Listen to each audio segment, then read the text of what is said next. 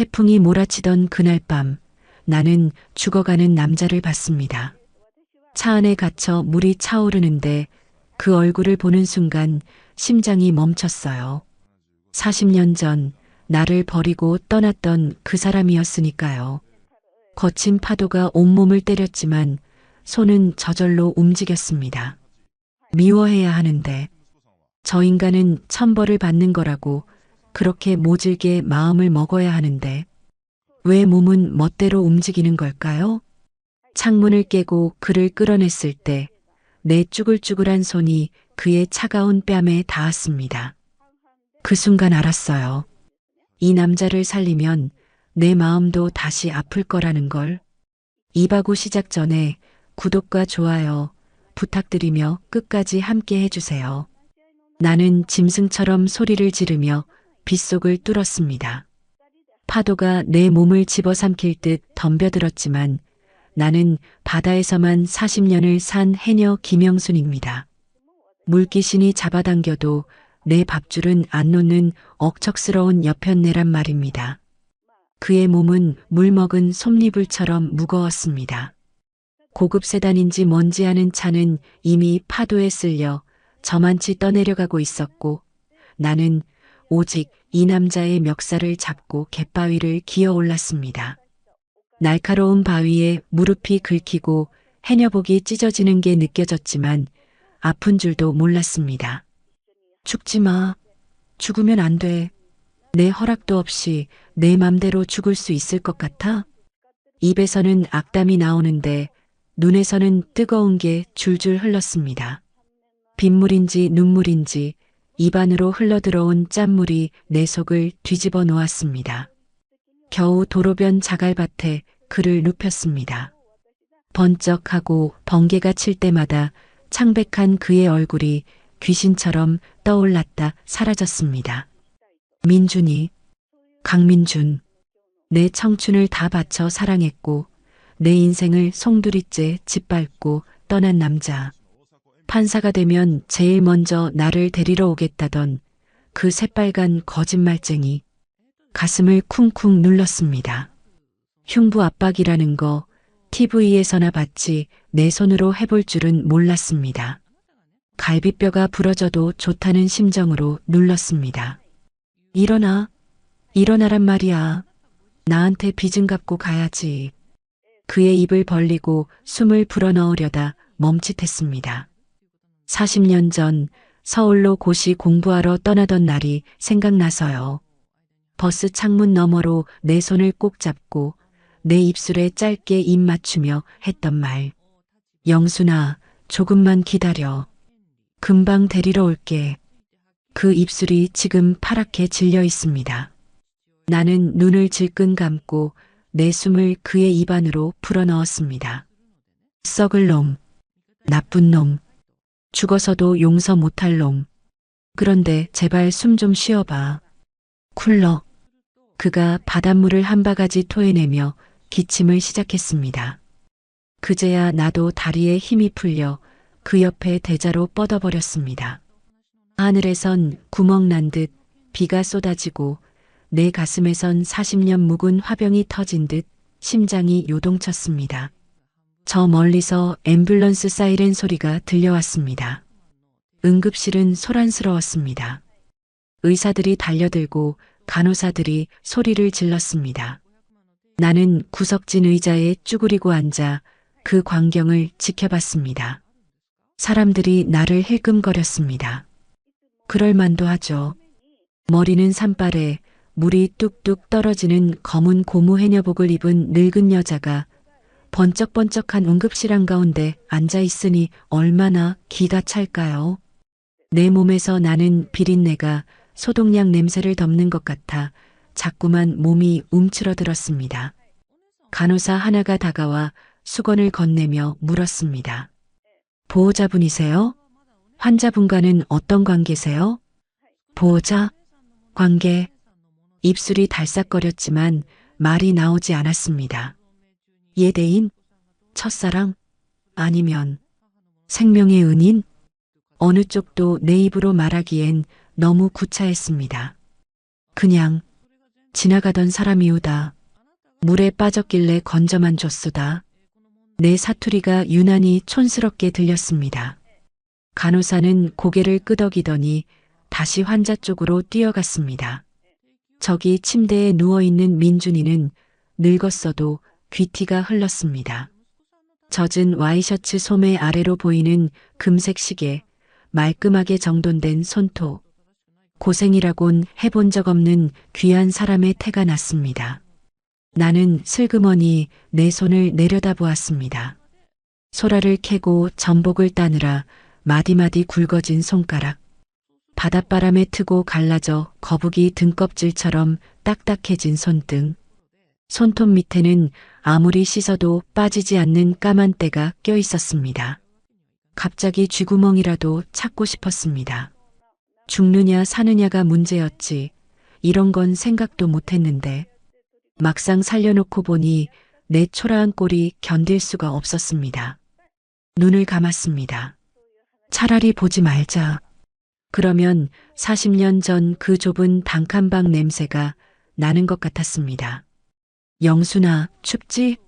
이리 와. 겨울이면 우풍이 심해 입김이 나오던 자취방.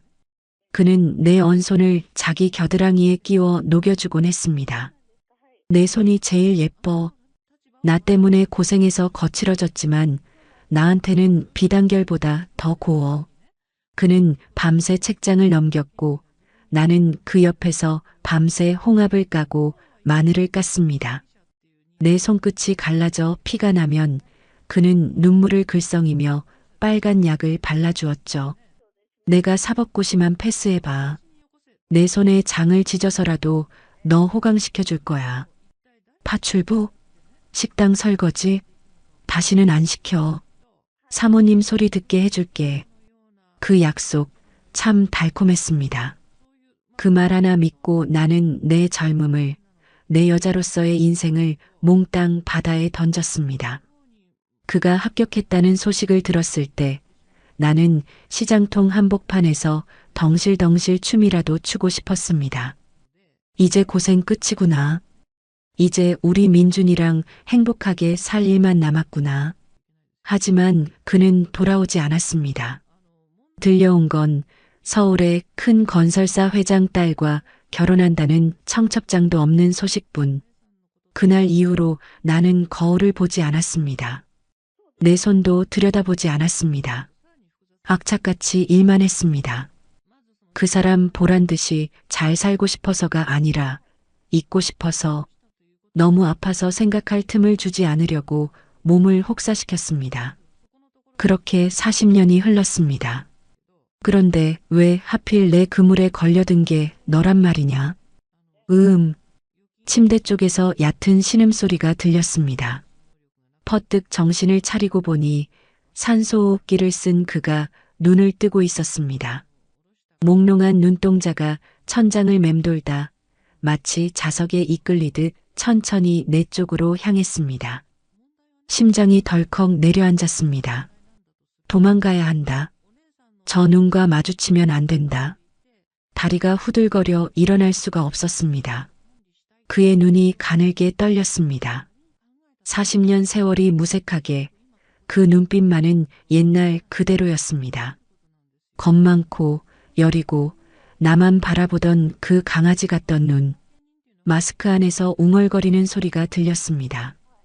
간호사가 마스크를 살짝 들어 올리자 갈라진 목소리가 새어나왔습니다. 순이 내 이름을 부릅니다. 잊으려고 수천 번, 수만 번 다짐했던 그 이름.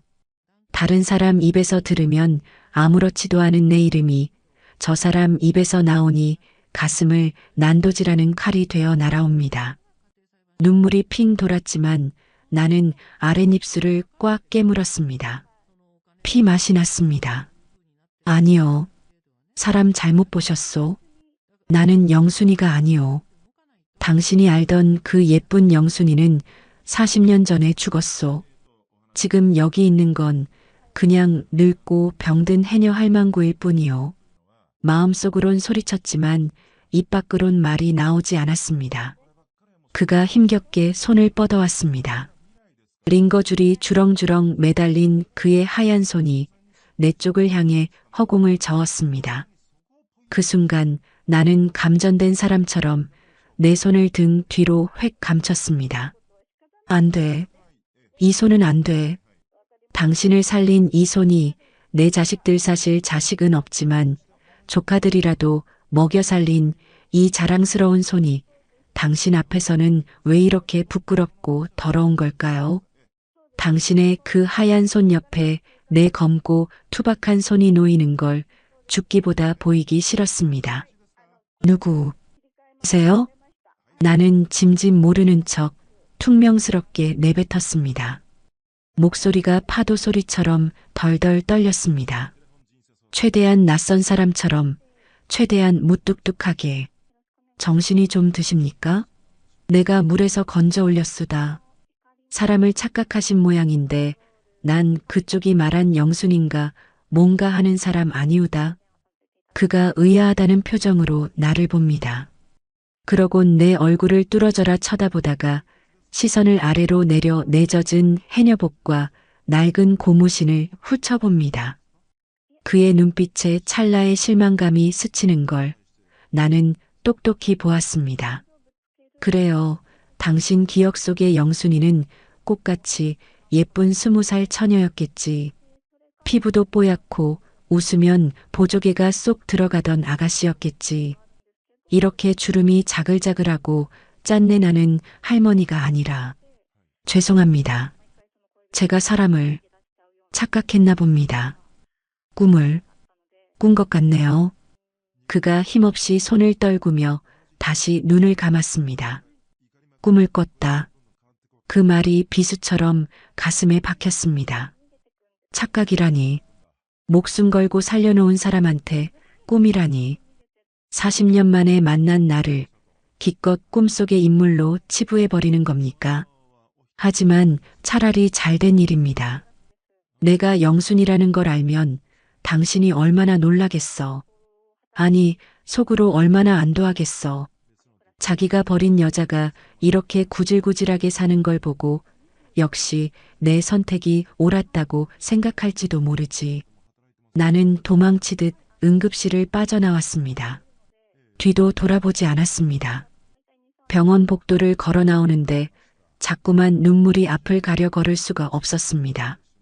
맨발에 신은 고무신이 찍찍 소리를 내며 나를 비웃는 것 같았습니다. 병원을 나와 버스 정류장에 주저앉았습니다. 비는 그쳤지만 내 마음엔 여전히 태풍이 불고 있었습니다. 무릎 위에 놓인 내 두 손을 내려다보았습니다. 물에 불어 더 쭈글쭈글해진 손, 검버섯이 피고 손가락 마디는 류머티즘으로 툭 튀어나온 손. 민준아, 나쁜 놈아, 내 이름 기억하고 있었구나. 아직도 안 잊었구나. 입술을 깨물며 엉엉 울었습니다. 반가워서가 아닙니다. 억울해서입니다. 내 인생을 송두리째 망가뜨린 당신이 뻔뻔하게도 아직 내 이름을 기억한다는 게 그게 너무 억울하고 분해서입니다. 차라리 잊어버리지. 차라리 모른다고 하지. 그때였습니다. 해녀복 주머니 속에서 뭔가 묵직한 게 잡혔습니다. 아까 그를 끌어낼 때 그의 품에서 떨어진 지갑을 내가 챙겼던가요? 경황이 없어서 쑤셔 넣었던 모양입니다. 무심코 지갑을 열어보았습니다. 가죽이 물에 젖어 축축했습니다. 돈다발도 신용카드도 보였지만 내 눈에 들어온 건 그게 아니었습니다. 투명한 비닐 창 안에 낡고 빛바랜 흑백 사진 한 장이 젖은 채 붙어 있었습니다. 손을 부들부들 떨며 사진을 들여다보았습니다. 가로등 불빛 아래 드러난 사진 속 얼굴. 그건 40년 전 물질을 마치고 물 밖으로 나오며 환하게 웃고 있는 젊은 날의 제 모습이었습니다. 이게 왜? 숨이 턱 막혔습니다. 당신 이거 왜 가지고 있어? 부잣집 딸이랑 결혼해서 떵떵거리고 살았다며. 나 같은 건 헌신짝처럼 버렸다며. 그런데 왜 이 사진을 지갑 가장 잘 보이는 곳에 꽂아두고 다니는 거야? 사진 속에 나는 세상을 다 가진 듯 웃고 있는데 정류장에 앉은 예순의 나는 청승맞게 울고 있습니다. 다시는 안 볼 겁니다. 살려줬으니 빚은 갚은 셈 칠 겁니다. 이 지갑도 경찰서에나 맡겨버리고 잊을 겁니다. 그런데 자꾸만 병원 쪽으로 고개가 돌아갑니다. 내일도 당신이 눈을 뜰까? 내가 두고 온 그 젖은 양복은 누가 챙겨줄까? 혹시 밥은 먹었을까? 바보같이 또 밥 걱정입니다. 이놈의 정이 뭔지 평생을 속고도 또 속으려는 내 마음이 더 밉습니다. 나는 젖은 사진을 가슴에 품고 어두운 밤길을 터덜터덜 걸어 집으로 향했습니다. 오늘 밤은 잠 다 잤습니다. 어젯밤 그 젖은 지갑을 챙겨온 게 화근이었습니다. 밤새 그 사진을 들여다보다 잠 한숨 못 잤습니다. 40년 전의 나, 촌스럽지만 눈빛만은 초롱초롱했던 김영순. 내가 뭐가 좋다고 저런 놈 지갑 속에서 웃고 있니? 지갑 속에는 명함도 한 장 들어있더군요. 민성그룹 회장 강민준. 회장님이라 판사 된다더니 결국 돈을 택했구나. 판사 월급으로는 성에 안 찼겠지. 그러니 나 같은 건 거들떠나 받겠어? 아침 일찍 나는 지갑을 비닐봉지에 꽁꽁 묶어 창고 구석에 던져버렸습니다. 보지 말자. 생각도 말자. 오늘은 물때가 좋은 날이니 전복이나 따러 가자. 물질을 나갈 땐 늘 그렇듯 마음을 비웁니다. 바다는 잡생각을 싫어하거든요. 딴 생각하다간 물숨을 먹거나 그물에 걸려 죽기 십상입니다. 차가운 바닷물에 몸을 담그니 머리가 좀 맑아지는 것 같았습니다. 그래, 다 지나간 일이다. 어제 그건 그냥 개꿈이다. 한참을 작업하고 물 위로 올라왔을 때였습니다. 어머, 저거 봐. 저 차 뭐야? 우리 마을에 저런 차가 들어온 적이 있었나? 같이 물질하던 해녀 동생들이 웅성거리며 방파제 쪽을 가리켰습니다. 검은색 대형 세단 한 대가 우리 작업장 입구에 떡하니 서 있었습니다. 어제 그 태풍 속에 떠내려간 차와는 비교도 안 되게 크고 번쩍거리는 차였습니다. 불길했습니다. 심장이 쿵쿵 뛰기 시작했습니다. 설마, 아니겠지. 올 리가 없지. 하지만 슬픈 예감은 틀린 적이 없습니다. 운전석에서 내린 건 덩치 큰 비서였고 그가 뒷문을 열자 한 남자가 내렸습니다. 머리에 하얀 붕대를 감고 한쪽 다리를 절룩거리며 내리는 남자. 강민준이었습니다. 아이고 회장님, 아직 퇴원하시면 안 됩니다. 비서가 안절부절 못하며 부축하려 했지만 그는 손을 내저으며 방파제 끝으로 걸어왔습니다. 그의 눈은 정확하게 수많은 해녀들 속에서 나를 찾고 있었습니다. 나는 태왁 뒤로 몸을 숨기고 싶었습니다. 물안경을 쓴 채로 다시 물속으로 들어가 버릴까 고민했습니다. 하지만 이미 늦었습니다. 저기, 잠깐만요. 그가 절뚝거리는 다리를 이끌고 내 앞까지 왔습니다. 해녀 동생들이 누구요? 하며 눈이 휘둥그레져서 쳐다봅니다. 나는 고개를 푹 숙인 채 그물을 정리하는 척했습니다. 어제 저를 구해주신 분이 맞습니까? 목소리가 떨리고 있었습니다. 어제 응급실에서와는 다릅니다. 확신에 찬 목소리. 나는 묵묵부답으로 성기알만 까뒤집었습니다. 대답하면 안 돼. 목소리를 들키면 안 돼. 내 지갑을 가져가셨다고 들었습니다. 아차, 지갑. 그걸 핑계로 찾아왔구나. 여기 없습니다. 잘못 찾아왔수다. 일부러 목소리를 깔고 제주 사투리를 더 심하게 썼습니다. 아니, 분명히 병원에서 해녀분이 제 지갑을 주었다고. 아, 글쎄 없다니까요. 사람 말귀를 못 알아먹소? 내가 버럭 소리를 지르며 고개를 들었습니다. 물안경을 벗지도 않은 채로요. 그 순간 그와 눈이 마주쳤습니다. 그의 눈동자가 흔들렸습니다. 물안경 너머의 내 눈을 그는 뚫어지게 바라봤습니다. 영순아, 이번엔 의문형이 아니었습니다. 맞구나. 너 맞구나, 영순아. 심장이 바닥으로 툭 떨어지는 것 같았습니다. 주변이 조용해졌습니다. 해녀 동생들이 숨을 죽이고 우리 둘을 번갈아 봅니다. 언니 아는 사람이야? 회장님이라는데? 언니가 회장님을 어떻게 알아? 수군거림이 파도 소리보다 크게 들렸습니다. 이제 끝이다. 다 들켰다. 나는 물안경을 거칠게 벗어던졌습니다. 그래, 내가 영순이다. 그래서 뭐, 어쩔 건데. 악을 썼습니다. 차라리 잘 됐습니다. 이렇게 된 마당에 숨길 게 뭐 있습니까? 그는 내 고함에도 놀라지 않고 그저 슬픈 눈으로 나를, 정확히는 내 늙어버린 얼굴과 희끗희끗한 머리카락을 바라봤습니다. 살아 있었구나. 다행이다. 정말 다행이다. 그가 한 발짝 다가오려 했습니다. 나는 뒷걸음질 쳤습니다. 그 다행이다라는 말이 역겨웠습니다. 내가 날 버리고 가서 내가 죽었을까봐, 그래서 내 양심에 찔릴까봐 걱정했니? 내가 살아있어서 내 죄책감이 조금은 덜어지니? 가세요. 당장 가세요.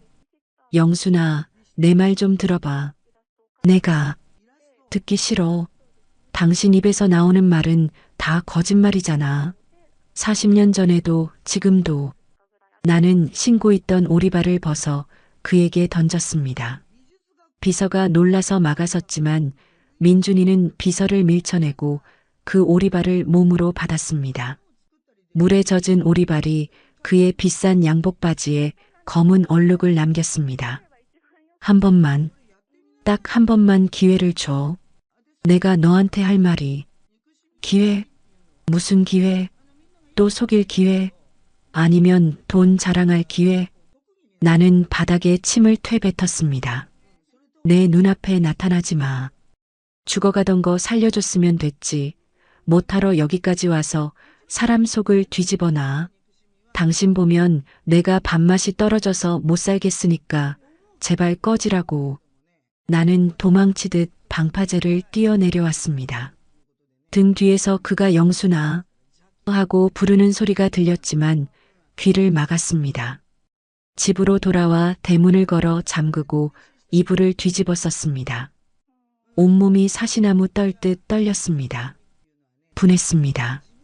40년을 참아왔는데, 40년을 잘 숨어 살았는데, 왜 이제 와서, 왜 하필 지금 나타나서 내 평온한 노년을 망치려 드는 건가요? 저녁이 되자 마을이 시끄러워졌습니다. 야, 영순이네 집 앞에 그 차가 아직도 있대. 그 회장님이란 사람이 꼼짝도 안 하고 기다린다던데? 영순 언니랑 무슨 사이래? 혹시 옛날에? 동네 아줌마들의 목소리가 담장 너머로 들려왔습니다. 미치겠습니다. 이 좁은 동네에서 소문은 발없는 말보다 빠릅니다. 내일이면 영순이가 재벌 회장 숨겨둔 여자였다더라. 애를 낳아서 버렸다더라. 별별 소설이 다 나올 겁니다. 밤이 깊었습니다. 혹시나 해서 대문 틈으로 밖을 내다봤습니다. 가로등 아래 그 차가 여전히 서 있었습니다. 그리고 그 옆에 그가 서 있었습니다. 불편한 다리로 지팡이를 짚고 하염없이 내 집 대문을 바라보고 있었습니다. 그 모습을 보니 문득 40년 전 그날이 떠올랐습니다. 그가 부잣집 딸과 결혼식을 올리던 날, 나는 초대받지도 못한 그 식장 앞을 서성였습니다.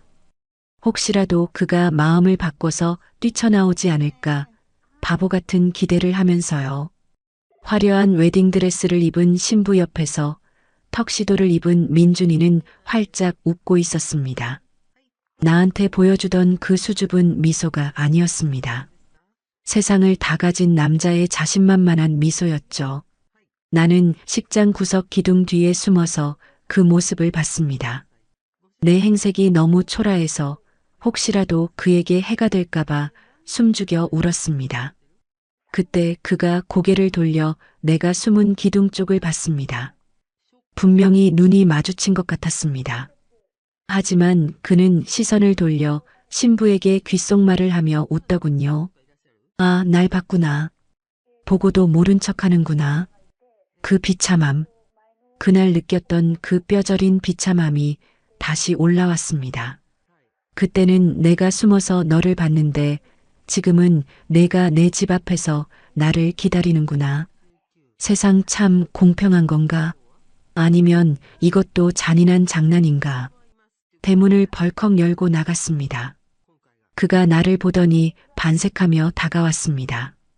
영순아, 이봐요, 회장님. 나는 싸늘하게 그를 쏘아봤습니다. 여기가 어디라고 버티고 서 있어? 당장 차 빼. 안 빼면 경찰 부를 거야. 지갑 찾으러 온 거 아니야. 그가 주머니에서 뭔가를 꺼냈습니다. 작은 옥반지였습니다. 40년 전 그가 서울 가기 전날 밤 내 손가락에 끼워주려다 내가 너무 비싸다고 거절했던 그 싸구려 옥반지. 이거 넣어주려고 40년을 품고 다녔어. 언젠가 만나면 꼭 끼워주려고. 기가 찼습니다. 아, 참나. 40년 전 옥반지, 그걸 지금 나보고 받으라고요? 나는 그 반지를 낚아채서 바닥에 내동댕이 쳤습니다. 쨍그랑 하는 소리와 함께 반지가 산산조각 났습니다. 이딴 거 필요 없어. 내 손 봐. 이 굵어진 마디에 그게 드러나 가겠어? 나는 내 흉한 손을 그의 눈앞에 들이밀었습니다. 보라고. 당신 기다리느라, 혼자 먹고 사느라 이렇게 망가진 손 보라고. 당신이 껴주려던 그 고운 손은 이제 세상에 없어. 그러니까 죽은 사람 찾지 말고 가란 말이야. 그가 내 손을 덥석 잡았습니다. 차가운 밤 공기 속에서 그의 손은 불덩이처럼 뜨거웠습니다. 나, 이거 안 나? 미안하다. 미안하다, 영순아. 그가 내 거친 손등 위에 얼굴을 묻었습니다. 눈물이 내 손등을 적셨습니다. 내가 잘못했어. 내가 다 망쳤어. 제발, 한 번만 용서해줘. 재벌 회장이, 그 대단한 양반이 총구석 해녀집 대문 앞에서 늙은 여자 손을 잡고 옵니다. 비서가 말리러 뛰어왔지만 그는 비서에게 오지 말라고 손짓했습니다. 나는 그를 뿌리치려고 했지만 이상하게 힘이 들어가지 않았습니다. 내 손등에 닿은 그의 눈물이 너무 뜨거워서.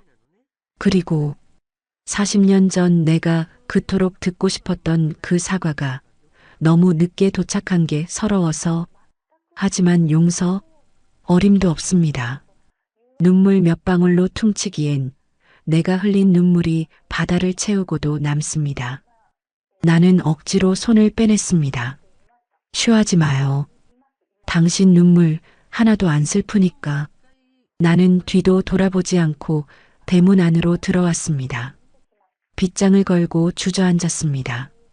밖에서는 여전히 그의 울음소리가 들려왔습니다. 방에 들어와 불도 켜지 않고 앉아 있는데 깨진 옥반지 조각이 자꾸 눈앞에 아른거렸습니다. 내일 날이 밝으면 저걸 또 내가 쓸어 담고 있겠지. 바보같이. 그날 밤 나는 꿈을 꿨습니다. 젊은 날의 민준이가 나에게 옥반지를 끼워주는 꿈. 꿈속의 내 손은 백옥처럼 곱고 예뻤습니다. 영순아, 사랑해. 그 달콤한 목소리에 속아 활짝 웃다가 잠에서 깼습니다. 깨보니 베개가 축축했습니다. 창밖을 보니 날이 밝아오고 있었습니다. 혹시나 해서 대문을 열어봤습니다. 차는 사라지고 없었습니다. 그럼 그렇지. 재벌 회장이 밖에서 밤을 새울 리가 있나? 씁쓸하게 웃으며 바닥을 보는데 어젯밤 내가 깨뜨린 옥반지 조각들이 보이지 않았습니다. 누가 치웠나? 빗자루를 들고 나가보는데 대문 옆 기둥에 쪽지 하나가 붙어 있었습니다. 영순아, 반지는 다시 붙여올게. 내 마음도 내가 다시 붙일 수 있다면 좋겠다. 내일 또 올게. 죄인 강민준. 대문에 붙어 있던 그 꼬깃꼬깃한 쪽지 하나가 사람을 이렇게 들들 볶습니다. 밤새 그 쪽지를 폈다 구겼다 하다가 아침이 되자마자 아궁이에 던져 태워버렸습니다. 활활 타오르는 불꽃을 보며 다짐했죠. 오기만 해봐라. 내일은 소금 한 가마니를 뿌려주마. 내가 감히 어디라고 또 와. 재벌 회장님 심심풀이 땅콩인 줄 아나. 마음을 독하게 먹고 물질을 나갔습니다. 바닷속은 고요해서 좋습니다. 물안경 너머로 전복이며 소라며 내 밥줄들이 보이면 딴 생각이 안 나거든요. 그런데 오늘은 이상합니다. 미역 줄기가 흔들리는데 그게 꼭 그 사람, 민준이가 손 흔드는 것 같아서 자꾸만 움찔움찔합니다. A씨, 김영순, 정신 차려. 늙어서 주책이야. 물속에서 소리를 꽥 질러봐야 뽀글뽀글 거품만 올라올 뿐입니다. 망사리를 가득 채우고 무트로 올라오니 점심때가 다 되었습니다. 젖은 몸을 말리러 해녀 탈의실에 들어갔는데 동네 아줌마들이 TV 앞에 때로 모여 웅성거리고 있었습니다. 어머, 저거 봐. 저 사람 어제 영순 언니 찾아온 그 사람 아니야? 맞네. 그 회장님 맞네. 세상에 저게 무슨 소리야? 슈퍼집 옥분이가 나를 보더니 손짓을 합니다. 언니, 빨리 와봐. 뉴스 났어, 뉴스. 무슨 사단이 났나 싶어 가봤더니 TV 화면 가득 그 사람 얼굴이 나옵니다. 어제 내 집 앞에서 질질 짜던 그 찌질한 모습은 온데간데 없고 번쩍거리는 양복을 입고 수많은 마이크 앞에 서 있더군요. 민성그룹 강민준 회장, 정격 경영 은퇴 선언. 아나운서 목소리가 쩌렁쩌렁 울립니다. 나는 젖은 수건을 든 채 멍하니 화면을 바라봤습니다. 강 회장은 오늘 긴급 기자회견을 열고 건강상의 이유와 일신상의 사유로 회장직에서 물러나겠다고 밝혔습니다. 또한 본인 소유의 모든 지분을 사회에 환원하고 전문 경영인에게 미쳤어. 진짜 돌았나 봐. 나도 모르게 입에서 헛소리가 튀어나왔습니다. 화면 속의 민준이가 말을 이어갑니다. 지난 40년 앞만 보고 달렸습니다. 돈이 최고인 줄 알았고 성공이 전부인 줄 알았습니다. 하지만 며칠 전 태풍 속에서 죽음의 문턱을 넘나들며 깨달았습니다. 제가 평생 줬던 무지개가 사실은 신기루였다는 것을요. 카메라 플래시가 번쩍거리는데 그는 눈도 깜빡이지 않고 정면을 응시했습니다. 마치 TV 너머에 있는 나를 쳐다보는 것 같았습니다. 죽기 직전 제 눈앞에 스쳐간 건 쌓아놓은 돈더미도 높은 빌딩도 아니었습니다. 가난했던 시절 사랑하는 사람이 끓여주던 따뜻한 된장찌개 냄새였습니다. 순간 탈의실에 정적이 흘렀습니다. 아줌마들이 일제히 나를 쳐다봅니다. 된장찌개. 40년 전 고시 공부하던 그 뒷바라지 할 때 돈이 없어서 매일 두부랑 호박만 썰어 넣고 끓여주던 겉찌개. 고기 한 점 안 들어갔어도 그는 그게 세상에서 제일 맛있다며 밥 2공기를 비우곤 했죠. 남은 시간은 빚을 갚는 데 쓰고 싶습니다. 진짜 제 삶을 찾고 싶습니다. 그가 고개를 깊이 숙였습니다. 가슴이 쿵 하고 내려앉았습니다. 거짓말. 저거 다 쇼야. 이미지 세탁하려고 연기하는 거야. 속지 마, 영순아. 저 인간은 40년 전에도 연기 대상감이었어. 나는 획 몸을 돌려 탈의실을 빠져나왔습니다. 언니, 어디가? 더 보고 가지. 볼 거 없어. 다 헛소리야. 집으로 돌아오는 길, 다리가 후들거려 몇 번이나 주저앉을 뻔했습니다. 전 재산을 내놨다고, 회장 자리를 버렸다고, 고작 된장찌개 때문에, 아니, 나 때문에? 말도 안 돼. 내가 뭐라고.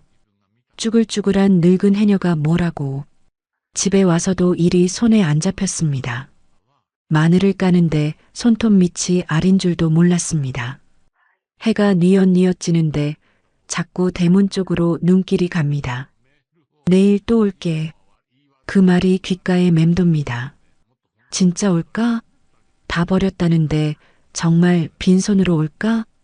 아니지. 오면 안 되지. 오면 쫓아내야지. 대문에 소금을 잔뜩 뿌려놨습니다. 해가 완전히 지고 어둠이 깔렸습니다. 그런데 안 옵니다. 차 소리도 안 나고 인기척도 없습니다. 그럼 그렇지. 말로만 다 버린 척하고 지금쯤 서울 호텔에서 와인이나 마시고 있겠지. 안도가 되면서도 한편으론 가슴 한구석이 뻥 뚫린 것처럼 허전했습니다. 내가 뭘 기대한 건가요? 바보같이. 대문을 걸어 잠그려고 나가려는데 갑자기 옆집에서 쿵쾅거리는 소리가 들렸습니다. 우리 옆집은 3년째 빈집입니다. 주인이 육지로 떠나고 관리를 안 해서 귀신 나올 것 같은 폐가죠. 도둑이라도 들었나? 몽둥이를 들고 살금살금 담벼락을 넘어다 봤습니다. 어두컴컴한 마당에 웬 남자가 서 있었습니다. 손전등 하나를 입에 물고 낑낑거리며 무너진 담벼락 돌을 쌓고 있는 남자. 양복 상의는 벗어서 나뭇가지에 걸어놓고 와이셔츠 소매는 걷어붙인 채 땀을 뻘뻘 흘리고 있는 남자.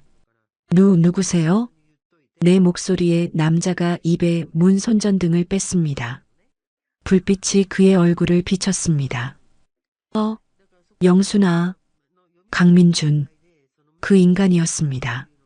아니, 아까 TV에서 봤던 그 번지르르한 회장님은 어디 가고 웬 노숙자 같은 몰골을 한 늙은이가 서 있었습니다.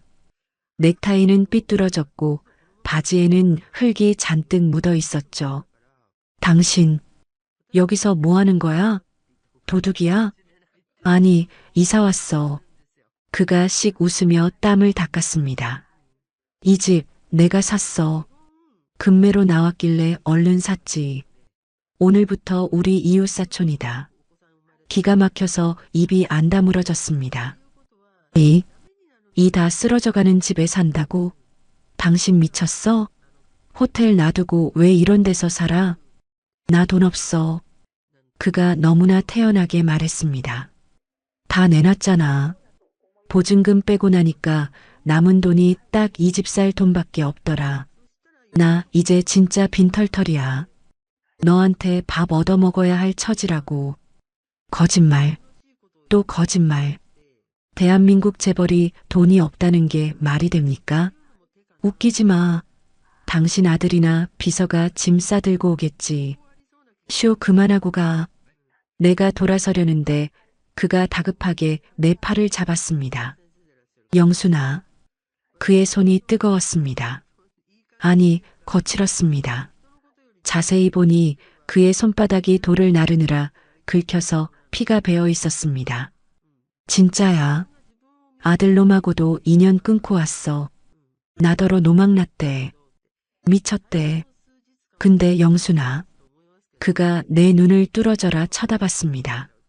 가로등 불빛 아래 그의 눈가에 맺힌 물기가 반짝였습니다. 죽어보니까 알겠더라. 돈 그거 저승 갈 때 10원 한 장 못 가져가더라. 근데 내가 끓여주던 찌개 맛은 죽어서도 생각날 것 같더라. 나 살려준가? 돈으로 못 갚아. 그래서 내 남은 시간으로 갚으려고 왔어.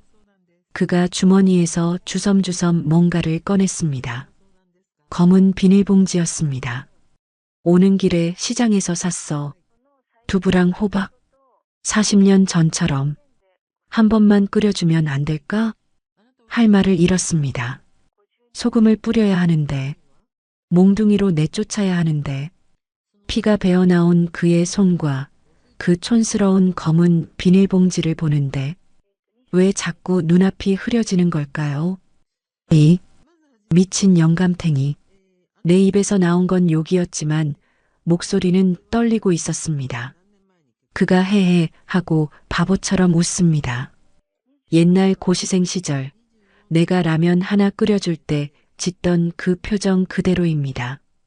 오늘은 늦었으니까 그냥 가. 응?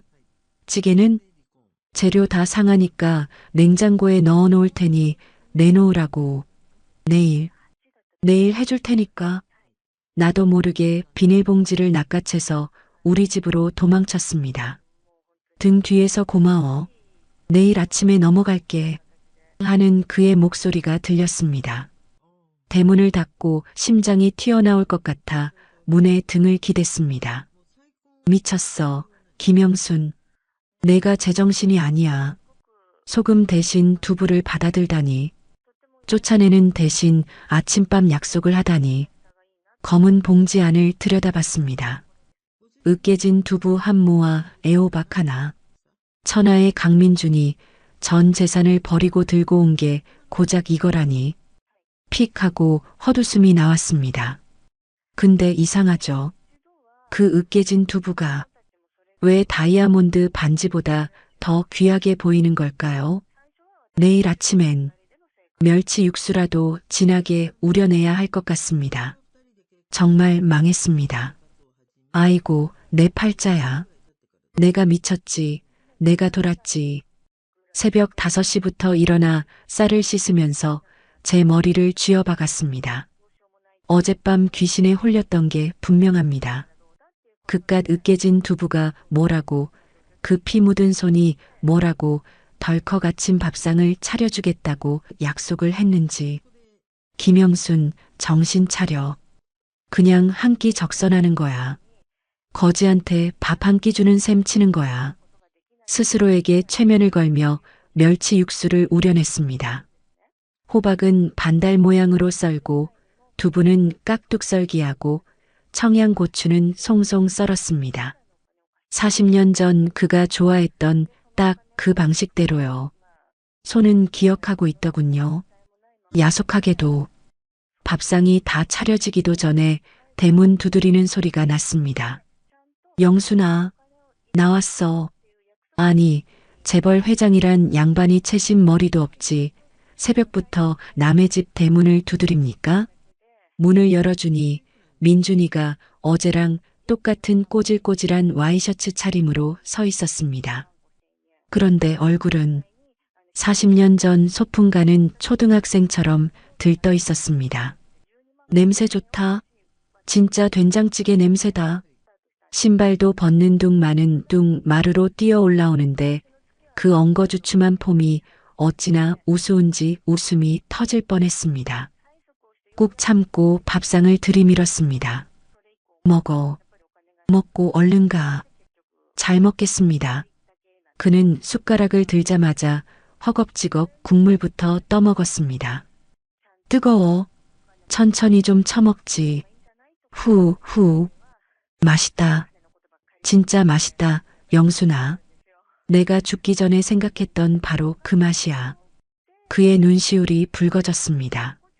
밥 한 숟갈에 김치 한 점 올리고 찌개 한 숟갈 떠먹더니 눈물을 뚝뚝 흘립니다. 밥상머리에서 궁상맞게 우는 꼴이라니. 근데 그게 밉지가 않았습니다. 재벌 회장이 사내 진미 다 놔두고 내 솜씨 없는 된장찌개 먹으면서 우는 게 참 짠하더라고요. 울지 말고 밥이나 먹어. 채알라. 나는 짐짓퉁명스럽게 말하며 숭늉 그릇을 밀어줬습니다. 그는 응 하면서 코를 훌쩍거리고 밥 2공기를 뚝딱 비웠습니다. 밥을 다 먹고 나니 이제 내쫓을 명분이 생겼습니다. 다 먹었으면 가. 나 이제 물질 나가야 돼. 나는 태왁과 망사리를 챙겨 들었습니다. 그러자 그가 벌떡 일어났습니다. 내가 들어줄게. 뭐? 됐어. 이까짓 거 내가 평생 들고 다닌 거야. 아니야. 이제부턴 내가 들어. 나 힘세. 그가 내 손에서 억지로 태왁을 뺏어 들었습니다. 그러고는 절뚝거리는 다리로 앞장서서 걸어 나갔습니다. 아, 강민준, 너 다리도 불편한 게 괜찮아. 밥심으로 하는 거야. 골목길을 나서자마자 온 동네 사람들의 시선이 꽂혔습니다. 그럴 수밖에요. 낡은 해녀복을 입은 나 뒤로 흙 묻은 와이셔츠에 정장 바지를 입은 남자가 주황색 태왁을 어깨에 메고 절뚝거리며 따라오니까요. 그것도 어제 뉴스에 대문짝만하게 났던 그 회장님이 말입니다. 어머, 저거 회장님 아니야? 맞네. 영순 언니 짐 들어주는 거야? 세상에 회장님이 머슴살이 하네. 동네 아줌마들이 수군거리는 소리가 쩌렁쩌렁 울렸습니다. 나는 창피해서 얼굴을 들 수가 없었습니다. 아, 내놓으라니까. 나무새스럽게 왜 이래. 뭐가 어때서? 나 지금 밥값 하는 거야. 신경 쓰지 마. 그는 싱글벙글 웃으며 사람들에게 인사까지 합니다. 안녕하세요. 영순이네 옆집으로 이사온 강민준입니다. 잘 부탁드립니다. 아이고, 두야. 내가 못 산다. 바닷가 작업장에 도착하자 그는 내 짐을 내려놓고는 바위 위에 털썩 앉았습니다. 갔다 와. 나 여기서 기다릴게. 기다리긴 뭘 기다려. 집에 가라니까? 집에 가면 심심해. 그리고 내가 올 때 무거운 거 들고 올 거 아냐. 그거 들어줘야지. 말이 안 통합니다. 나는 맘대로 해라. 하고 물속으로 뛰어들었습니다. 물속에 들어가니 좀 살 것 같았습니다. 그런데 물 밖으로 고개를 내밀 때마다 갯바위에 쭈그리고 앉아 나를 지켜보는 그가 보였습니다. 따가운 햇볕 아래서 양복 윗도리를 뒤집어 쓰고 하염없이 바다만 보고 있는 남자. 마치 40년 전 내가 물질할 때마다 방파제에서 책을 보며 기다리던 고시생 민준이 같았습니다. 변했어? 진짜 변했어? 물질을 마치고 올라오니 그가 벌떡 일어나 달려왔습니다. 고생했어. 많이 땄어? 그는 내 무거운 망사리를 덥석 받아들었습니다. 망사리 안에는 성게며 소라가 가득 들어있어 꽤 무거웠습니다. 그가 휘청거렸습니다. 다리가 불편한 걸 깜빡했습니다. 꺼봐. 힘도 못 쓰는 게. 아냐, 할 수 있어. 으라차차. 그는 끙끙거리며 망사리를 어깨에 맸습니다. 땀이 비오듯 쏟아지고 와이셔츠는 성게가시에 긁혀오리 다 나갔지만 그는 웃고 있었습니다. 작업장에 돌아오니 해녀들이 삼삼오오 모여 성게알을 까고 있었습니다. 민준이가 내 망사리를 내려놓더니 자기도 옆에 쭈그리고 앉았습니다. 이거 어떻게 하는 거야? 나도 할래. 회장님, 이거 가시에 찔리면 아파요. 그냥 두세요. 동생들이 말렸지만 그는 고집을 부렸습니다. 나도 배워야 해. 영순이 혼자 하게 둘 순 없어. 그는 작은 칼을 집어들고 서툴게 성게를 깠습니다. 아야. 시작하자마자 가시에 찔려 피가 났습니다. 어머, 피나요. 이리 줘봐. 사고 치지 말고 저리 가 있으라니까. 내가 버럭 소리를 질렀지만 그는 손가락을 쪽 빨더니 다시 칼을 잡았습니다. 괜찮아. 반창고 붙이면 돼. 영순아, 너 옛날에 내 손에 밴드 붙여줬던 거 기억나? 이번엔 내가 찔릴 차례야. 그 말에 가슴이 찌릿했습니다. 40년 전엔 내가 내 손을 지켜줬는데 이제 내가 내 일을 돕겠다고 그 고운 손을 망가뜨리는구나. 그는 묵묵히 그리고 아주 느리게 성게를 깠습니다. 10개를 깔 동안 나는 100개를 깠지만 아무도 그를 비웃지 않았습니다. 그의 셔츠 등판이 땀으로 흠뻑 젖어가는 걸 보며 동네 사람들의 눈빛도 조금씩 변하고 있었습니다. 회장님, 아니, 민씨 아저씨? 이거 좀 드시면서 하세요. 슈퍼집 옥분이가 시원한 냉커피를 타왔습니다. 아이고, 감사합니다. 근데 저 회장님 아니에요. 그냥 영순이네 머슴입니다. 민준이라고 불러주세요. 어머, 머슴이래. 호호. 분위기가 화기애애해졌습니다.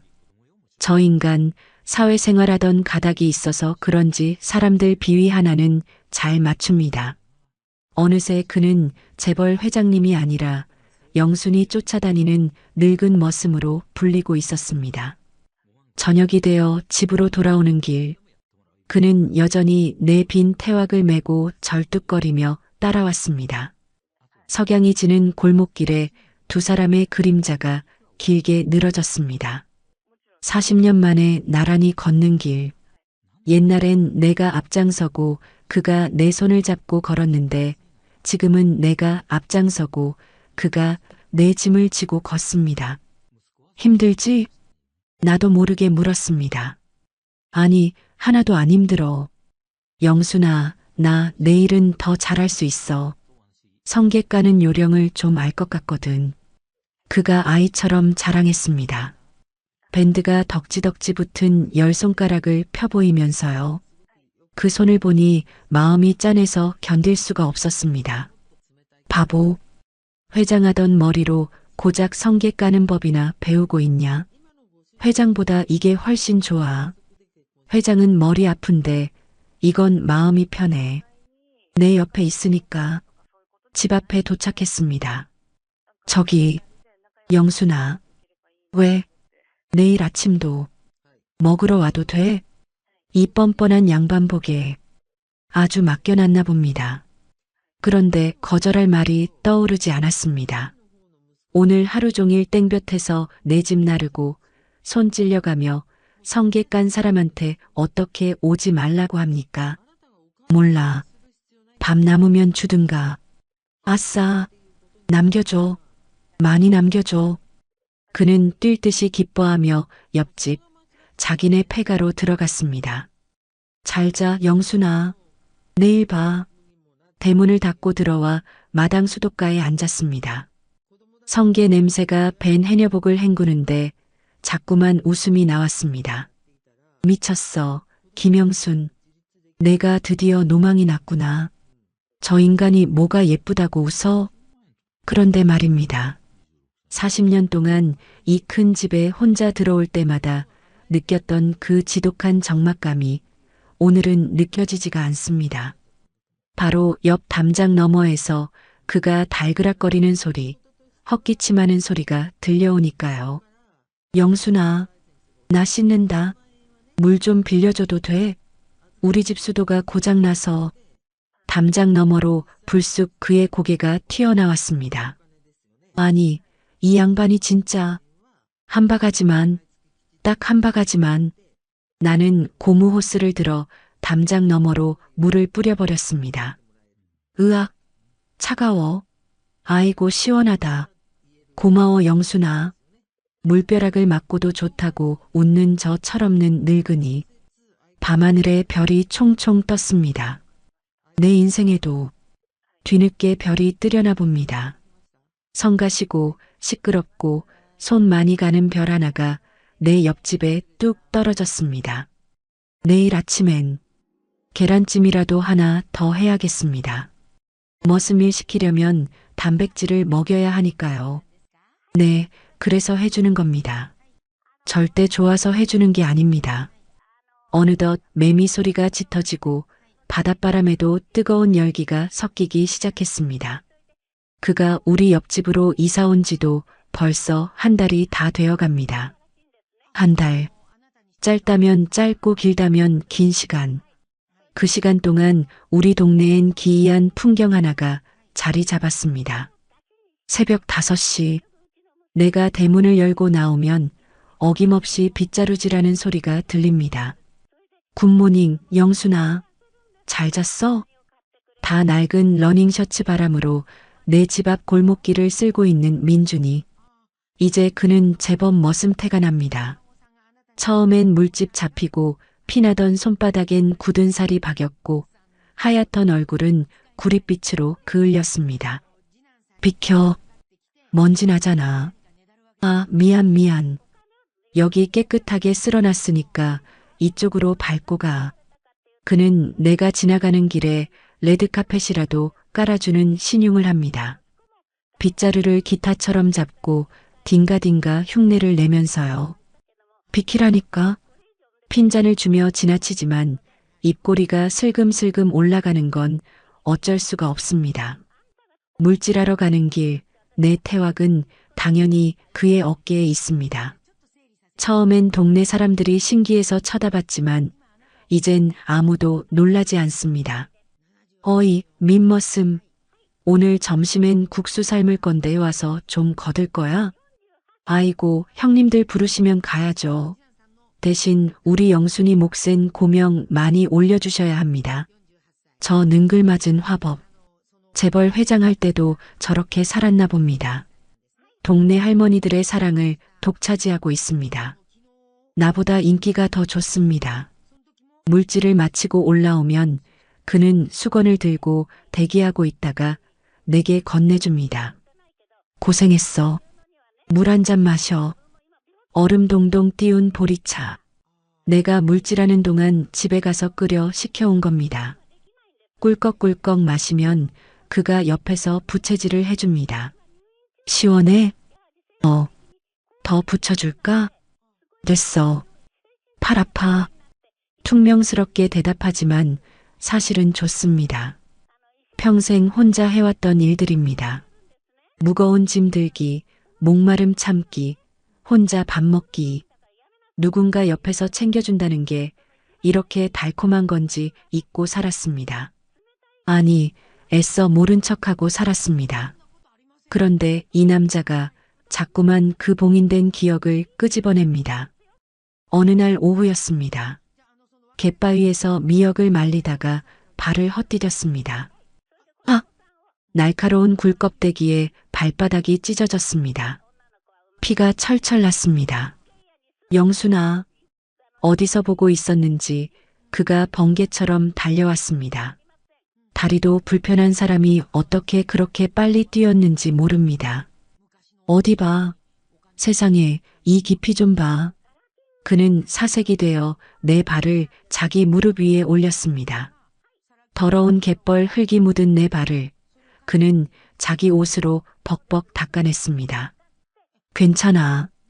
그냥 좀 긁힌 거야. 뭐가 괜찮아. 피가 이렇게 나는데. 그는 덜덜 떨리는 손으로 손수건을 꺼내 지혈을 했습니다. 그러고는 나를 덥석 업으려 했습니다. 업혀? 미쳤어? 내 몸무게가 몇인데. 그리고 너 다리도 안 좋잖아. 잔말 말고 업혀. 병원 가야 돼. 그는 막무가내였습니다. 결국 나는 그의 등에 업혔습니다. 그의 등은 넓고 따뜻했습니다. 그리고 땀 냄새와 바다 냄새가 섞인 비릿하지만 정겨운 냄새가 났습니다. 40년 전 내가 아플 때 나를 업고 약국까지 뛰어가던 그 등. 세월이 흘러굽고 작아졌지만 온기만은 그대로였습니다. 민준아. 무겁지? 나도 모르게 옛날처럼 이름을 불렀습니다. 그가 멈칫하더니 다시 걸음을 재촉했습니다. 하나도 안 무거워. 깃털 같아.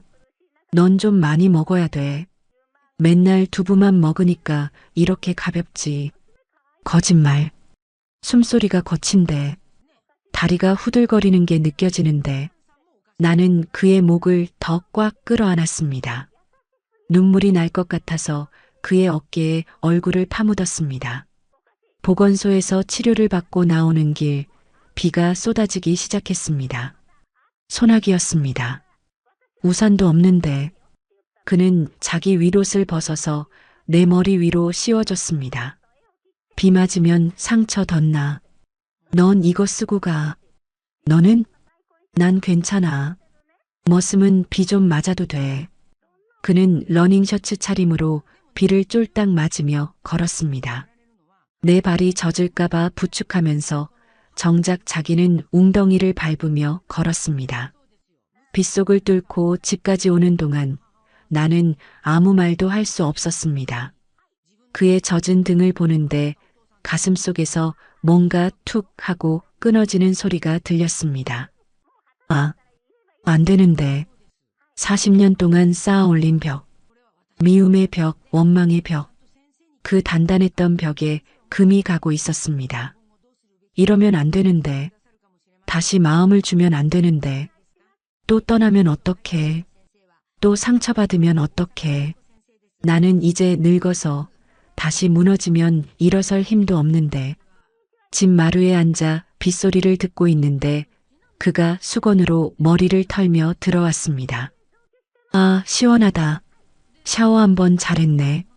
그가 씩 웃으며 내 발을 살폈습니다. 약은 먹었어? 아프진 않아? 너, 왜 이래? 나도 모르게 물었습니다. 왜 이렇게까지 해? 그냥 돈으로 갚으면 되잖아.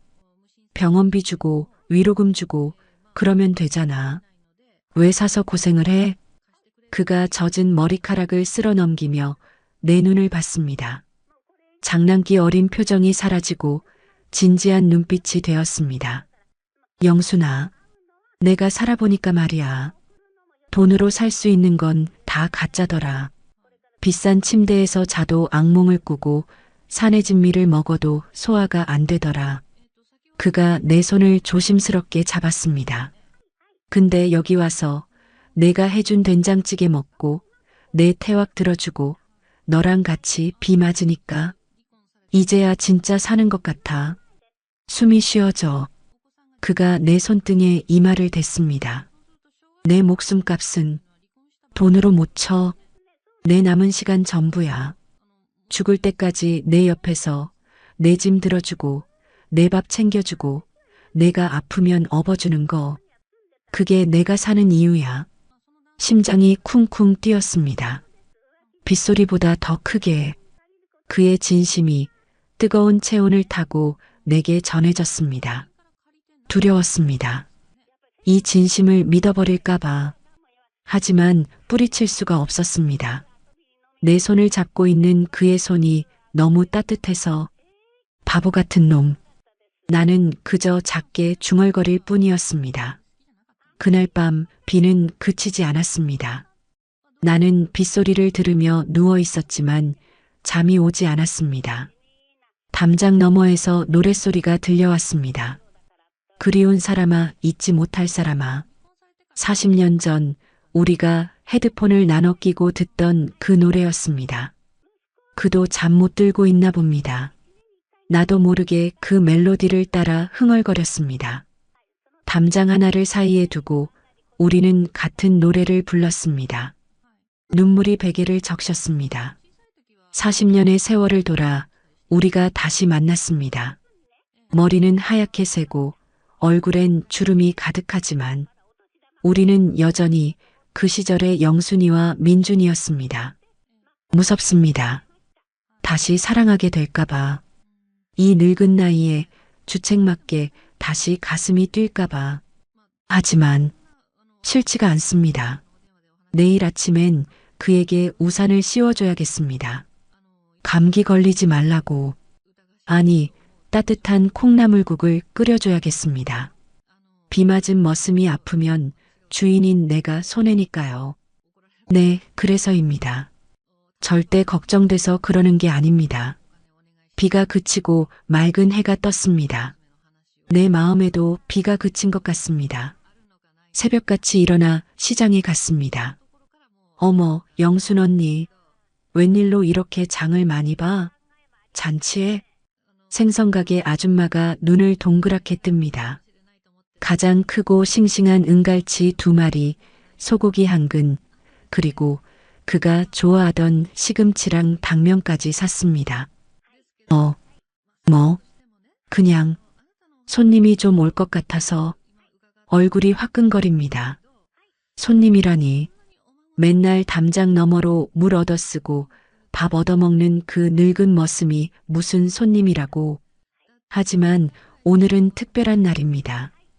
그가 내 발을 치료해주고 비를 막아주고 내 마음의 빗장까지 열어버린 다음 날이니까요. 이대로 그냥 지나칠 순 없죠. 제대로 된 밥 한 끼, 따뜻한 저녁 한 끼는 먹여야죠. 그게 사람 도리니까요. 아니, 그게 내 마음이니까요. 집에 돌아와 하루 종일 부엌에서 살았습니다. 갈치는 노릇노릇하게 굽고 잡채는 참기름 듬뿍 넣어 무치고 소고기 묵국은 맑고 시원하게 끓였습니다. 냄새가 온 집안에 진동을 합니다. 40년 만입니다. 누군가를 위해 이렇게 정성스럽게 상을 차려본 게 해질녘이 되었습니다. 심장이 콩닥거립니다. 옷장을 열고 한참을 망설였습니다. 해녀복? 아니지. 몸빼 바지? 이것도 좀 그렇지. 옷장 깊숙한 곳, 신문지에 쌓인 작은 상자를 꺼냈습니다. 40년 전 그가 서울 가기 전에 선물해준 꽃무늬 스카프. 유행은 한참 지났고 색도 좀 바랬지만 나는 떨리는 손으로 그 스카프를 목에 둘렀습니다. 거울 속에 내가 낯설게 웃고 있었습니다. 주름진 목을 가려주니 제법 고와 보입니다. 민준아, 저녁 먹으러 와. 담장 너머로 소리쳤습니다. 진짜? 가도 돼? 우당탕탕 소리가 나더니 대문이 벌컥 열렸습니다. 그도 잔뜩 멋을 부리고 왔습니다. 늘 입던 꼬질꼬질한 와이셔츠가 아니라 빳빳하게 다려진 새하얀 셔츠에 아마 나가서 사왔나 봅니다. 머리에는 기름까지 바르고 왔습니다. 한 손에는 들꽃 한 다발을 들고요. 이거 오다가 주웠어. 너 주려고. 새빨간 거짓말. 오다가 주운 꽃이 저렇게 포장이 잘 되어 있을 리가 있나? 됐어. 밥상에 꽃 놓을 데 없어. 이리 줘. 퉁명스럽게 말하며 꽃을 받아 식탁 한 구석에 꽂았습니다. 꽃향기가 밥 냄새와 섞여 묘하게 향긋했습니다. 그가 밥상을 보더니 입을 다물지 못했습니다. 와, 이게 다 뭐야? 갈치에 잡채에. 오늘 무슨 날이야? 그냥 냉장고 정리 좀 하느라고. 남으면 버리기 아까우니까 다 먹어 치우라고. 거짓말도 참 못합니다. 누가 냉장고 정리하려고 소고기를 사옵니까? 그가 자리에 앉았습니다. 나도 맞은편에 앉았습니다. 40년 만에 마주 앉은 저녁 밥상. 중간에 놓인 찌개에서 김이 모락모락 피어올라 우리 사이를 가득 채웠습니다. 잘 먹겠습니다. 그가 숟가락을 들었는데 손이 덜덜 떨렸습니다. 국을 한 숟갈 뜨더니 목이 메는지 삼키지를 못합니다. 왜 그래? 맛이 없어? 아니, 너무 좋아서, 꿈만 같아서. 그가 눈물을 뚝뚝 흘리며 밥을 먹기 시작했습니다. 갈치살을 발라 밥 위에 얹어 먹고 잡채를 한 젓가락 가득 집어 먹고 마치 며칠 굶은 사람처럼, 아니 40년 동안 배고팠던 사람처럼 허겁지겁 먹었습니다. 천천히 좀 먹어. 누가 뺏어 먹냐? 나는 물컵을 밀어주며 그를 타박했습니다. 하지만 내 눈시울도 뜨거워졌습니다. 저 사람이, 저 재벌 회장님이 내 초라한 밥상 앞에서 저렇게 행복해하다니. 그동안 얼마나 외로웠으면, 얼마나 허기졌으면 저럴까. 영순아. 그가 밥그릇을 깨끗이 비우고 나를 불렀습니다. 나 사실 회장할 때 밥맛이 뭔지 몰랐어. 10만 원짜리 정식을 먹어도 모래알 씹는 것 같았어. 식탁 앞엔 늘 서류 뭉치가 있거나 내 돈 노리고 아부하는 사람들 뿐이었으니까. 그가 내 손을 잡았습니다. 이번엔 뿌리치지 않았습니다. 근데 오늘 내 인생에서 제일 맛있는 밥을 먹었어. 너랑 이렇게 마주 앉아서 내가 해준 따뜻한 밥 먹는 거. 이게 내 평생 소원이었어. 그의 진심이 따뜻한 박기운처럼 내 가슴으로 스며들었습니다. 나는 그의 손등을 다른 손으로 덮어주었습니다. 바보야. 그게 뭐 대수라고. 대수지. 나한텐 세상 전부지. 그가 내 목에 두른 스카프를 봤습니다. 눈이 커졌습니다. 이거 설마. 그래. 내가 준 거야. 버리려다 걸레로라도 쓸까 해서 뒀던 거야. 또 거짓말. 걸레로 쓸 거면 신문지에 왜 싸둡니까? 고마워. 안 버려줘서 고마워. 나 안 잊어줘서 고마워. 그가 식탁 위로 몸을 숙여 내 손에 얼굴을 묻었습니다. 그의 어깨가 들썩였습니다. 민준아. 나도 모르게 손을 뻗어 그의 희끗희끗한 머리를 쓰다듬었습니다. 나도 너 그리웠어. 내 입에서 나온 말에 내가 놀랐습니다. 하지만 더 이상 숨길 수가 없었습니다. 미워하고 원망하고 저주도 퍼부었는데 그래도 밥 때 되면 생각나더라. 밥은 먹고 다니나 아프지는 않나? 비 오면 비 맞진 않나? 지겹게도 생각나더라. 우리는 밥상을 사이에 두고 한참을 울었습니다. 40년 묵은 체증이 쑥 내려가는 것 같았습니다. 그동안 쌓였던 오해, 미움, 서러움이 눈물과 함께 씻겨 내려갔습니다. 영순아. 그가 눈물을 닦고 웃었습니다. 눈은 퉁퉁 부었지만 표정은 어린아이처럼 맑았습니다. 나 설거지 내가 할게. 밥값 해야지. 됐어. 오늘은 손님이니까 내가 해. 아냐, 나 설거지 잘해. 이제 머슴 다 됐어. 그는 기어이 고무 장갑을 꼈습니다. 달그락, 달그락. 부엌에서 그가 그릇 씻는 소리가 들려왔습니다. 세상에서 제일 평화로운 소리였습니다. 나는 식탁에 앉아 커피를 마시며 그의 뒷모습을 바라봤습니다. 넓은 등판, 걷어붙인 소매, 콧노래를 흥얼거리는 모습. 이 풍경이 너무나 자연스럽습니다. 마치 지난 40년 동안 매일 일했던 것처럼. 잃어버린 40년을 건너뛰어 우리는 그냥 늙은 부부처럼 그 자리에 있었습니다. 영순아, 이거 헹구는 거 찬물로 해? 더운 물로 해? 기름기 있으니까 더운 물로 해야지. 바보야. 아, 맞다. 알았어. 우리는 또 티격태격했습니다. 하지만 그 소리마저 정겹습니다. 설거지를 마친 그가 과일을 깎아왔습니다. 사과 껍질이 끊어지지 않고 길게 이어졌습니다. 맞지? 나 칼질도 늘었어. 잘났어, 정말. 우리는 마루에 나란히 앉아 밤바다를 봤습니다. 파도 소리가 자장가처럼 들렸습니다. 좋다. 그가 내 어깨에 머리를 기댔습니다.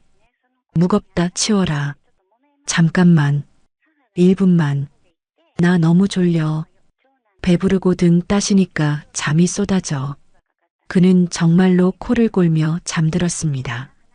내 어깨에 기댄 채 그의 숨소리가 규칙적으로 내 귓가에 들려왔습니다. 나는 조심스럽게 그의 어깨를 감싸 안았습니다. 자라, 푹 자라. 그동안 험한 세상에서 돈 버느라, 경쟁하느라 얼마나 힘들었겠냐. 이제 편하게 자라. 내가 여기 있으니까. 당신을 버리지 않은, 당신을 기다려온 내가 여기 있으니까. 밤하늘에 별똥별이 하나 떨어졌습니다. 나는 눈을 감고 소원을 빌었습니다. 이 시간이 조금만 더 길었으면 좋겠다고. 내일도 모레도 그가 내 옆에서 이렇게 밥 먹고 코 골며 잤으면 좋겠다고. 그의 손을 잡았습니다. 거칠지만 따뜻한 손. 이제야 진짜 내 짝을 찾은 기분입니다. 40년을 돌고 돌아 우리는 결국 한밥상 머리에 앉았습니다. 된장찌개 냄새와 꽃향기, 그리고 사람 냄새가 가득한 이 밤. 나는 더 이상 바랄 게 없습니다. 오늘은 우리 마을 1년 중 가장 큰 행사 경로잔치가 열리는 날입니다. 아침부터 마을회관 앞마당이 시끌벅적합니다. 돼지 잡는 냄새, 전 부치는 고소한 기름 냄새가 온 동네를 휘감습니다. 영순아, 빨리 나와. 오늘 내가 주인공이야. 옆집 민준이가 대문 밖에서 난리법석을 칩니다. 주인공은 무슨, 경로잔치의 주인공이 어딨어? 다 같이 늙어가는 처지에. 말은 퉁명스럽게 해도 거울을 한 번 더 봅니다. 입술에 붉은 루즈도 살짝 발라보고 옷장에서 제일 고운 분홍색 개량 한복도 꺼내 입었습니다. 대문을 나서니 민준이가 입을 떡 벌립니다. 와, 진짜 곱다. 영순아, 너 오늘 선녀 같다. 아니, 여왕님 같다. 그는 내 주위를 빙빙 돌며 엄지손가락을 치켜 세웁니다. 주책이야, 정말. 남들이 보면 욕해. 욕하라고 해. 부러워서 그러는 건데 뭐. 그는 오늘 작정이라도 한 듯 나비 넥타이까지 맸습니다. 읍내 문방구에서 샀는지 반짝이까지 달린 유치찬란한 넥타이입니다.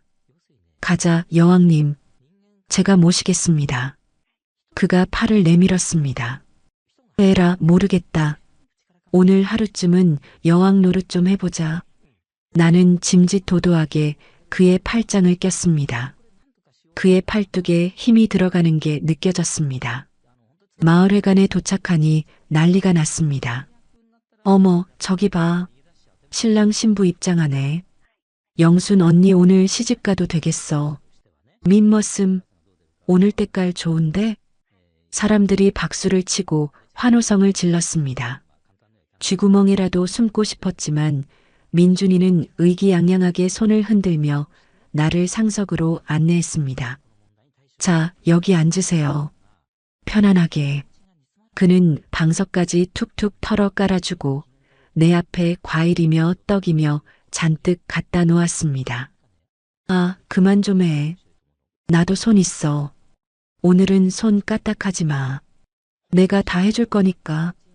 그는 부지런히 돌아다니며 막걸리를 나르고 고기를 굽고 동네 어르신들 안마까지 해드렸습니다. 아이고, 민서방. 힘도 좋네. 민서방, 우리 며느리 삼고 싶네. 어느새 그는 민머슴에서 민서방으로 승진해 있었습니다. 동네 할머니들이 그의 엉덩이를 두들겨주며 예뻐 죽겠다는 표정을 짓습니다. 저 사람 저러다 몸살 나지 싶은데 얼굴엔 웃음꽃이 활짝 폈습니다. 나를 보며 윙크까지 날립니다. 잔치가 무르익고 노래자랑 시간이 되었습니다. 이장님이 마이크를 잡았습니다. 자, 오늘 특별한 손님이 노래 한 곡조 뽑으시겠답니다. 우리 마을의 새 일꾼 민서방 나와주세요. 와, 함성과 함께 민준이가 무대로 올라갔습니다. 그는 쑥스러운 듯 머리를 극적이다가 마이크를 잡고 나를 쳐다봤습니다. 음악이 흐르기 시작했습니다. 뽕짝도 아니고 유행가도 아닌 아주 오래된 팝송. Can't Help Falling in Love. 40년 전 그가 기타를 치며 나에게 불러줬던 그 노래. 오늘 이 노래는 제 인생의 은인이자 영원한 첫사랑인 김영순 여사님께 바칩니다. 사람들이 우와 하며 휘파람을 불었습니다. 나는 얼굴이 홍당무가 되어 부채로 얼굴을 가렸습니다. 그의 목소리는 늙고 거칠어졌지만 감정만은 40년 전보다 더 깊고 진했습니다. 당신을 사랑하지 않을 수 없어요. 가사 한마디 한마디가 내 가슴을 두드렸습니다. 노래 간주가 흐를 때 그가 무대 아래로 내려왔습니다. 스포트라이트도 없는데 내 눈엔 그에게서 빛이 나는 것 같았습니다. 그는 내 앞에 와서 한쪽 무릎을 꿇었습니다. 그리고 내 두 손을 잡았습니다. 굳은 살 박이고 쭈글쭈글한 해녀의 훈장이 가득한 내 손을. 여러분, 이 손 좀 봐주십시오. 그가 큰 소리로 외쳤습니다. 잔치상이 조용해졌습니다. 이 손은 세상에서 제일 못생긴 손일지 모릅니다. 거칠고 딱딱하고 상처투성이니까요. 그가 내 손등에 입을 맞췄습니다. 하지만 저한테는 세상에서 제일 아름다운 손입니다. 40년 전 가난한 고시생 배를 채워준 것도 이 손이고 며칠 전 죽어가는 저를 살려낸 것도 바로 이 손입니다. 그의 눈에 눈물이 고였습니다. 나는 바보같이 이 귀한 손을 놓고 도망쳤었습니다. 40년 동안 벌 받은 거죠. 외롭게 춥게 살았습니다. 하지만 이제 다시는 이 손 안 놓을 겁니다. 그는 나를 바라보며 미소 지었습니다. 영순아, 나 받아줘서 고마워. 남은 평생 내가 내 손발이 되어줄게. 넌 그냥 여왕처럼 명령만 해. 내가 다 할게. 정적이 흐르던 잔치 마당에서 누군가 훌쩍이는 소리가 들렸습니다. 아이고, 짜내라. 슈퍼집 옥분이가 눈물을 훔치고 있었습니다. 그러더니 우레와 같은 박수가 터져 나왔습니다. 잘한다, 민서방. 영순 언니 받아줘라. 뽀뽀해. 뽀뽀해. 사람들이 연호하기 시작했습니다. 나는 눈물이 앞을 가려 아무것도 보이지 않았습니다. 평생을 숨기고 싶었던 내 손, 부끄러워서 장갑 속에 감추고 다녔던 내 손, 그 손이 오늘 세상에서 가장 귀한 대접을 받고 있습니다. 일어나 여왕님, 춤 한번 추셔야지. 그가 나를 일으켜 세웠습니다. 나 춤 못 춰. 다리 아파. 그냥 내 발 위에 발 올려. 내가 리드할게. 그는 나를 부축해 무대 중앙으로 이끌었습니다. 신나는 뽕짝 리믹스가 흘러나왔습니다. 우리는 덩실덩실 춤을 췄습니다. 막춤이면 어떻고 블루스면 어떻습니까? 그가 돌다가 다리가 꼬여 휘청했습니다. 어이쿠, 조심해. 내가 그를 꽉 붙잡았습니다. 졸지에 내가 그를 리드하는 꼴이 되었습니다. 꺼봐, 너 없으면 난 넘어진다니까. 그가 씩 웃으며 내 허리를 감았습니다. 우리는 서로를 의지하며 빙글빙글 돌았습니다. 하늘이 빙글빙글, 사람들도 빙글빙글. 내 인생에서 이렇게 신나고 이렇게 벅찬 날이 또 있었을까요? 사람들이 우리 주위를 둘러싸고 강강술래를 하듯 돌았습니다. 모두가 웃고 모두가 축복해주는 시간. 나는 그 순간 깨달았습니다. 내 인생 헛살지 않았구나. 죽도록 고생만 했다고 생각했는데 그 고생 끝에 이런 날이 오는구나. 잔치가 끝나고 집으로 돌아오는 길. 보름달이 휘영청 밝았습니다. 우리는 손을 꼭 잡고 걸었습니다. 이제는 누가 볼까봐 손을 빼지도 않습니다. 동네 어기 정자나무 아래서 그가 멈춰 섰습니다. 영순아, 응? 행복해? 응, 행복해. 나도.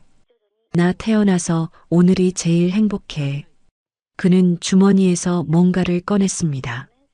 반짝이는 은가락지였습니다. 지난번 깨진 옥반지 대신 준비한 모양입니다. 이건 안 깨져. 은이라서 변하지도 않아. 우리 사랑처럼. 그가 내 네 번째 손가락에 반지를 끼워 주었습니다. 마디가 굵어서 잘 들어가지 않았지만 그는 억지로라도 밀어넣지 않고 반지를 살살 돌리며 끼워 주었습니다. 딱 맞네. 주인 찾았다. 투박한 내 손에 은가락지 하나가 빛납니다. 다이아몬드보다 세상 어떤 보석보다 더 빛나 보입니다. 고마워, 민준아. 내가 먼저 그를 안았습니다. 그의 가슴에서 콩닥콩닥 심장 소리가 들렸습니다. 살아있는 소리, 사랑하는 소리. 사랑한다, 영순아. 죽을 때까지 사랑할게. 그가 내 등을 토닥였습니다. 밤바람이 시원하게 불어왔습니다. 내 인생의 겨울은 끝났습니다. 이제 늦은 봄이, 아니 뜨거운 여름이 다시 시작되려나 봅니다. 옆집 사는 늙은 머슴과 그 머슴을 부리는 여왕님의 로맨스. 이만하면 성공한 인생 아닙니까? 집에 들어와 이불을 덮고 누웠는데도 웃음이 실실 나옵니다. 반지를 낀 손을 들어 달빛에 비추어 봅니다. 반짝. 내 마음도 반짝. 내일은 민준이한테 보양식으로 삼계탕이나 끓여줘야겠습니다. 오늘 춤추느라 힘 다 뺐을 테니까요. 아, 물론 내가 먹고 싶어서 끓이는 겁니다. 절대 그 사람 때문이 아닙니다. 잔치가 끝난 다음 날 아침은 유난히 고요했습니다. 마당에 널브러진 술병이며 접시들을 치우려는데 벌써 누군가가 말끔히 정리해 놓았습니다. 보나 마나 뻔하죠. 우리 집 머슴, 아니 이제는 내 짝꿍, 민서방 솜씨입니다. 일어났어? 해장해야지. 그가 쟁반에 북엇국을 받쳐들고 들어옵니다. 당신이 끓였어? 그럼. 이제 국 끓이는 것쯤은 일도 아니지. 간 좀 봐봐. 한 숟갈 떠먹어 보니 제법입니다. 시원하고 칼칼한 게 속이 확 풀립니다. 어때? 먹을만해? 눈을 반짝이며 묻는 그에게 엄지손가락을 들어 보였습니다. 합격.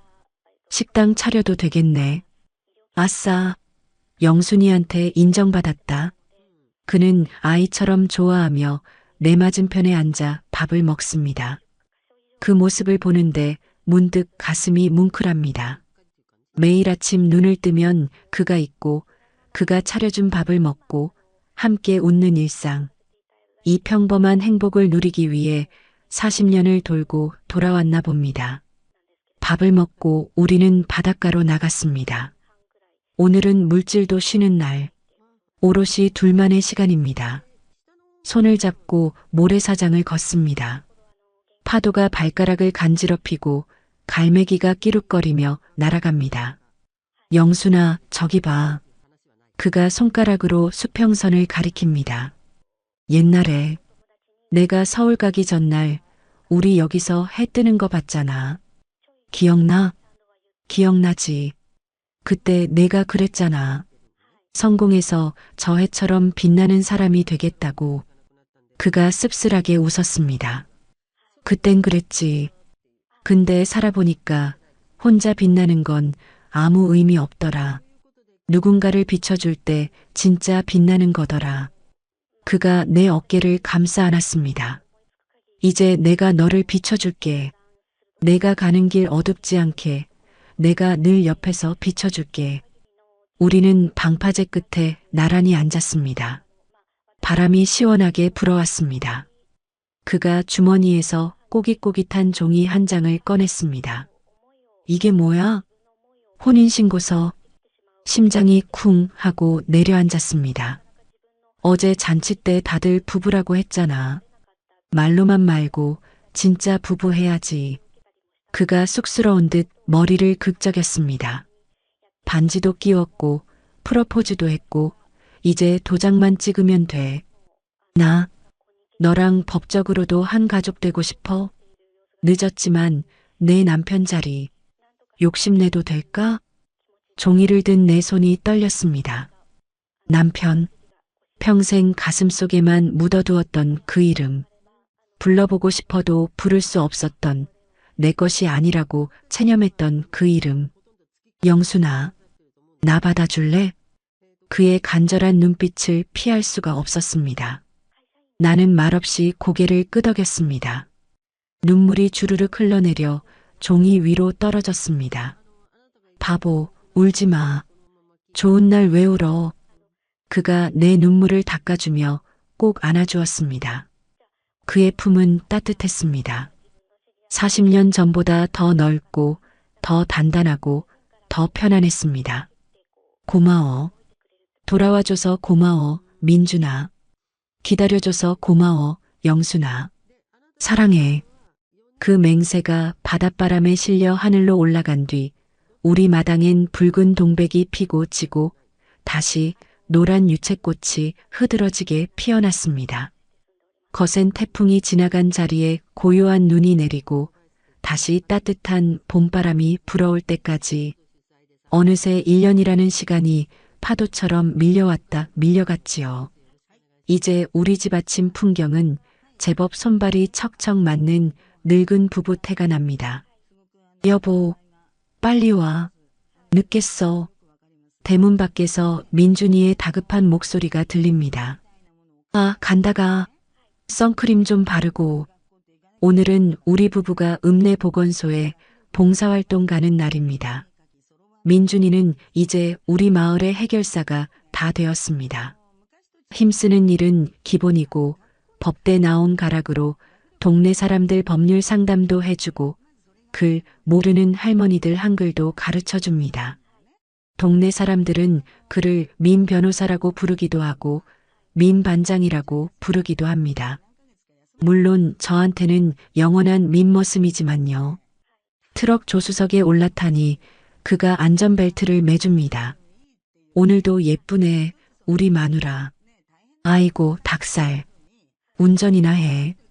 타박하면서도 거울을 한 번 더 봅니다. 얼굴이 많이 환해졌습니다. 사랑받는 여자는 늙어서도 티가 난다더니 옛말 틀린 거 하나 없습니다. 트럭이 해안도로를 달립니다. 창문을 여니 시원한 바다 냄새가 들어옵니다. 옆자리에 민준이가 내 손을 잡고 운전을 합니다. 한 손 운전이 위험하다고 해도 말을 안 듣습니다. 손잡고 가는 게 제일 좋답니다. 여보, 나 소원 하나 생겼어. 무슨 소원? 또 뭐 사달라고?